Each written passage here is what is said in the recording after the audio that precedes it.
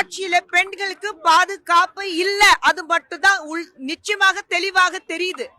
நீங்க ஒவ்வொரு முறையும் நாங்க பாத்துக்கிறோம், புடிச்சிட்டோம், எங்களுக்கு தெரியாது. அப்ப எதுக்குல ஆட்சியில இருக்கீங்க? வேடிக்கை பாக்குறதுக்கா, சம்பாதிக்கிறதுக்கா? இல்ல டாஸ்மாக் திறந்தா தமிழகத்துக்கு இவ்வளவு காசு வருதுன்னா தமிழகத்துக்கு காசு வரலீங்க. உங்க வீட்டுக்கு காசு போகுது, உங்க பாக்கெட்ல காசு போகுது, உங்க சுத்தி இருக்கிறவங்க வீட்டுல காசு போகுது. அடுத்த 7 தலைமுறை இல்ல, அடுத்த 70 தலைமுறை இருந்தாலும் நீங்க வீட்டுல உட்காந்துட்டு சாப்பிட்ட அளவுக்கு நீங்க சம்பாதிச்சு வச்சிருக்கீங்க. எவ்வளவுதான் நீங்க அந்த பணம் வச்சுட்டு நீங்க துணி போட்டுட்டு சுத்த போறீங்களா? இல்ல மெத்த போட்டுட்டு படுக்க போறீங்களா? இல்ல ஒரு பொறுமை எடுத்துட்டு போத்திக்க போறீங்களா?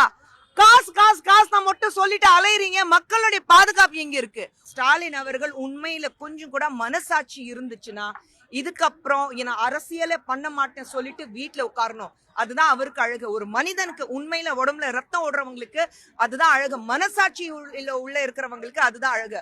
ஸ்டாலின் அவர்கள் இனிமே ஆட்சி ஒரு அரசியல் பக்கமே வரக்கூடாது. வீட்டுல உட்கார்ந்துட்டு ரெஸ்ட் எடுத்தா அது பெட்டரா இருக்கும்.